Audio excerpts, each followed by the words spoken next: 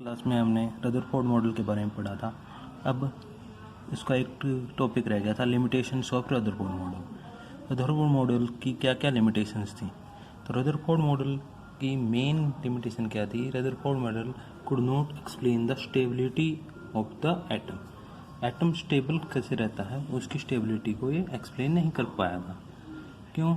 उसका कहना था कि ये जो इलेक्ट्रॉन है जो रिवॉल्व करता है वो कंटिन्यूस लूज करता रहता है एनर्जी, उसकी एनर्जी कम होती रहती है। अगर कम होती रहेगी तो फिर वो क्या करेगा, धीरे धीरे उसकी एनर्जी कम होती जाएगी और वो न्यूक्लियस के पास जाता जाएगा और एक ऐसा टाइम आएगा जब वो न्यूक्लियस में स्ट्राइक हो जाएगा।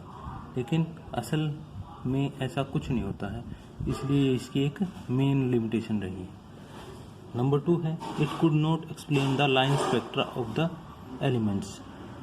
ये लाइन स्पेक्ट्रा इसने हाइड्रोजन के बारे में तो बता दिया था, लेकिन और अदर एलिमेंट्स के लाइन स्पेक्ट्रा के बारे में कुछ नहीं बता सका। थर्ड नंबर है, it did not explain the distribution of element electrons around the nucleus and the energy of the electron. इसमें पता लगता है क्या कि इसने हाइड्रोजन के बारे में तो कुछ बताया, इसमें सिर्फ एक इलेक्ट्रॉन होता है, लेकिन बाकी एलिमेंट्स का क्या, उनके अंदर बहुत सारे इलेक्ट्रॉन होते हैं, तो वो किस तरीके से डिस्ट्रीब्यूट होते हैं, किस तरीके से उनकी एनर्जी होती है, कैसे कैसे वो जगह पर लगे होते हैं, इसके बारे में इसने कुछ नहीं बताया। इसलिए ये रदरफोर्ड मॉडल फेल हो गया। इसके बाद में बोहर नाम का एक साइंटिस्ट था, उसने अपना मॉडल दिया, उसने उस मॉडल को नाम दिया बोहर मॉडल। और बोहर ने अपने उस मॉडल के कुछ पोस्टुलेट दी। वो क्या क्या पोस्टुलेट हैं, अब उनको हम पढ़ेंगे। बोहर का पहला जो पोस्टुलेट है, उसने कहा, in a atom there is a small heavy positively charge nucleus in the centre and electrons revolve around it in circular orbits. इसने क्या कहा कि एक पॉजिटिवली चार्ज है, हैवी है और स्मॉल है इन साइज है, उसको नाम दिया इसने न्यूक्लियस।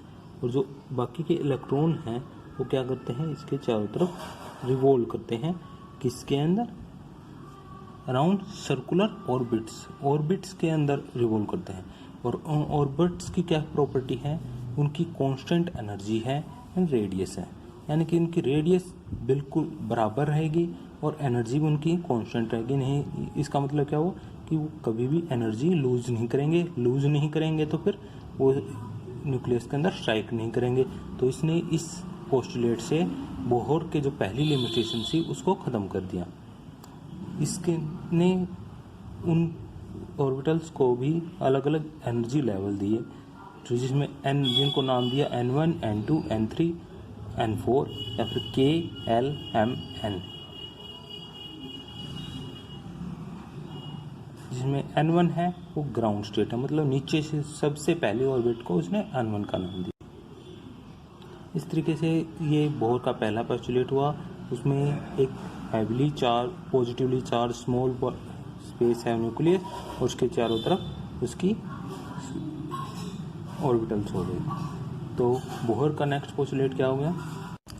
सेकंड पोस्टुलेट बोहर का हो गया, the electron only revolve in orbits which have a fix value of energy. These orbitals are called energy levels और स्टेशनरी स्टेट्स। तो जो फिक्स ऑर्बिटल्स पहले दिखाई थी उनके अंदर ही रिवॉल्व करेंगे, इधर उधर नहीं भागेंगे और उनकी जो वैल्यू होगी फिक्स रहेगी, तो मतलब एनर्जी में कोई डिफरेंस नहीं आएगा।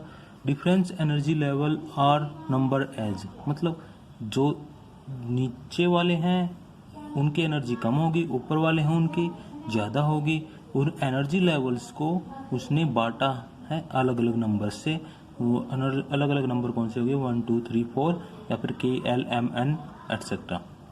ठीक है, तो इस तरीके से उसने अलग अलग इलेक्ट्रॉन्स की अलग अलग एनर्जी लेवल्स भी बता दिए और उसने अलग अलग उनको बांट भी दिया और उनको बता दिया कि उनकी एक इलेक्ट्रॉन है उसकी कांस्टेंट रहती है, जब तक कि उसमें कोई एक्सटर्नल एनर्जी नहीं दी जाती तब तक वो उसी ऑर्बिटल के अंदर रिवॉल्व करता रहता है। थर्ड पोस्टुलेट क्या दिया, the orbit of electron does not change unless energy is added और रिमूव। यही बात होती कि एक इलेक्ट्रॉन है वो अपने ही ऑर्बिटल में या एनर्जी लेवल में रिवॉल्व करता रहता है। कब तक? जब तक उसमें या तो एनर्जी ऐड ना कर दें या फिर उसमें से एनर्जी रिमूव कर दें। ठीक है, अगर ऐड करते हैं एनर्जी तो क्या करेगा? Electron jump from lower n to higher n. N क्या है यहाँ पर? एनर्जी लेवल, यानी लोअर एनर्जी लेवल से हायर एनर्जी लेवल में वो जंप कर जाएगा। जैसे अगर वो N1 के अंदर है, ऐड कर दिया तो क्या होगा? वो N2 के अंदर चला जाएगा। N2 के अंदर है, ऐड और एनर्जी ऐड कर दी तो 3 के अंदर चला जाएगा। 3 के अंदर है, ऐड कर दिया तो 4 के अंदर चला जाएगा। लूज ऑफ एनर्जी क्या होगा? लूज, अगर इलेक्ट्रॉन में से अगर एनर्जी हम निकाल लेते हैं, ठीक है, अगर वो निकल जाती है तो क्या करेगा? वो हायर एन से, मतलब हाई एनर्जी लेवल से लोअर एनर्जी लेवल के अंदर जंप कर जाएगा। यानी 4th के अंदर है तो 3rd में आ जाएगा, 3rd के अंदर है तो 2nd में, 2nd के अंदर है तो 1 में।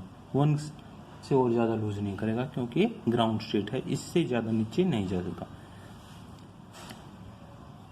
Away from the nucleus higher energy electron orbit. इसने ये पॉइंट इसके अंदर ऐड किया है कि जितना भी वो ज़्यादा न्यूक्लियस से दूर होगा उतना ही उसका जो ऑर्बिटल की एनर्जी लेवल है वो उतनी ही ज़्यादा होगी। तो मतलब N1 है उसकी सबसे कम होती है, वो ग्राउंड स्टेट है, और N1 से ऊपर वाले हैं जितने भी, उनकी एनर्जी लेवल बढ़ता जाता। अब है फोर्थ पोस्टुलेट, इसने क्या किया है? Wavelength of radiation emitted by an atom